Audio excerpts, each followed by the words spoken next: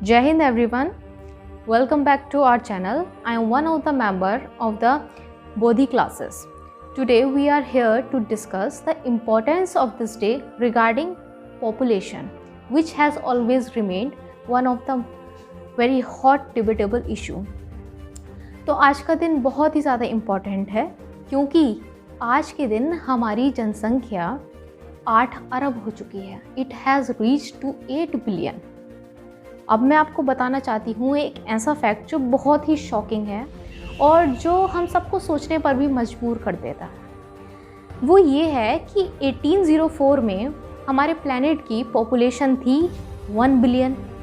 उसके बाद 1987 में ये पॉपुलेशन बढ़कर हो गई कितनी 5 बिलियन और अब 2022 में ये पॉपुलेशन हो गई है 8 बिलियन. इसका सिंपल मतलब ये है, अगर आप एनालिसिस करेंगे तो 1804 से 1987 तक कितने वर्ष हुए 183 ईयर्स. इतने सालों में पॉपुलेशन कितनी हुई 5 बिलियन और हमें सिर्फ तब से लेके आज तक सिर्फ 35 साल लगे इसको 8 बिलियन करने में. इस बात की आप गहराई को समझें. एक बड़े ही फेमस स्कॉलर रहे हैं माल्थस. उन्होंने एक सिद्धांत दिया था जो ये कहता है कि जो पॉपुलेशन है वो बढ़ती है ज्योमेट्रिकली और रिसोर्सेज बढ़ते हैं अर्थमेटिकली. इसका मतलब मैं आपको बताती हूँ. इसका मतलब ये हुआ कि पॉपुलेशन तो बढ़ रही है एक्सपोनेंशियल फॉर्म में और रिसोर्सेज बढ़ रहे हैं कॉन्जिक्यूटिवली. मतलब कि यानी कि पॉपुलेशन हो रही है दुगनी, चौगुनी, 6 गुनी, 8 गुनी और रिसोर्सेज हो रहे हैं सिर्फ डबल ट्रिपल. समझ गए? It means that on the planet population explosion will take place. Population explosion ये होता है जब एक निश्चित समय में एक निश्चित एरिया की पॉपुलेशन बहुत सडनली इंक्रीज कर जाती है. इसकी वजह से हमें क्राइसिस देखने को मिलता है, जैसे कि crisis related to environment, crisis related to resources, residence, food etcetera. अब इस बढ़ती जनसंख्या के साथ 2 इम्पॉर्टेंट फैक्टर्स हैं जो इससे लिंक्ड हैं और वो हैं डेथ रेट और birth rate. Obviously the death rate is lesser than the birth rate और बर्थ रेट ज़्यादा होने के कई सारे कारण हैं, जिसमें कि सबसे इम्पॉर्टेंट रोल प्ले करता है मेडिकल साइंस. पिछले कुछ दिनों में हम एक बहुत बड़ी महामारी से उभर कर आए हैं, दैट वाज द कोविड-19 और इसका पूरा श्रेय अगर हम किसी एक चीज़ को देंगे तो वो होगा मेडिकल साइंस. ये हमारी ही उपलब्धि है कि लगभग 6000 साल की सभ्यता में आज हम सब के सामने ये रिज़ल्ट है कि हमारी पॉपुलेशन 8 बिलियन हो गई है और इस इतने बड़े टाइम इंटरवल में बहुत सारे क्राइसिस हमने फेस किए हैं, बहुत सारे डिज़ास्टर्स फेस किए हैं, लेकिन बावजूद इसके ह्यूमन के सर्वाइवल पर कोई भी क्वेश्चन मार्क नहीं उठाया जा सकता. इसके अलावा अगर कुछ और इम्पॉर्टेंट फैक्टर्स की बात करें जिनका योगदान है पॉपुलेशन के बढ़ने में, तो वो हैं the easy access and availability of resources due to globalisation.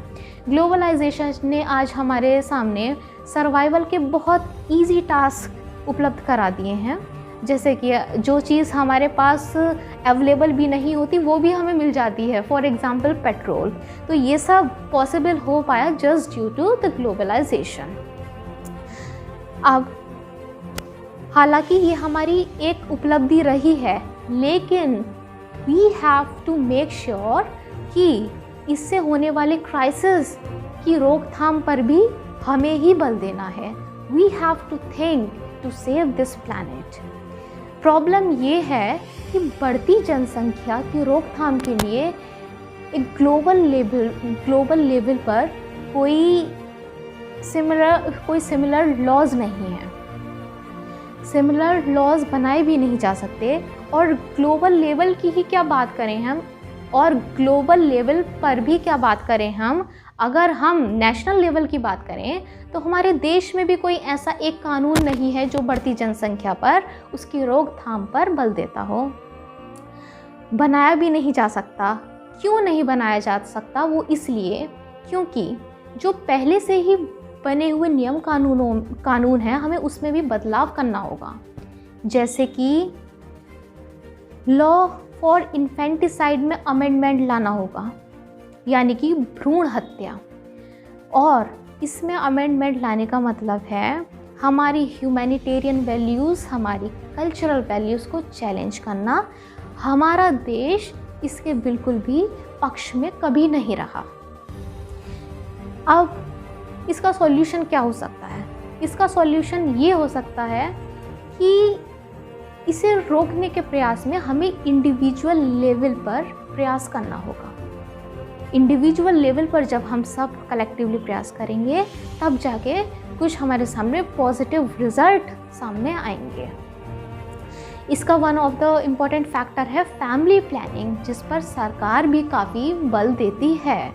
तो फैमिली प्लानिंग को हर कोई बहुत आसान तरीके से अपना सकता है और हम ऐसी आशा करते हैं कि उसके रिज़ल्ट पॉजिटिव हों।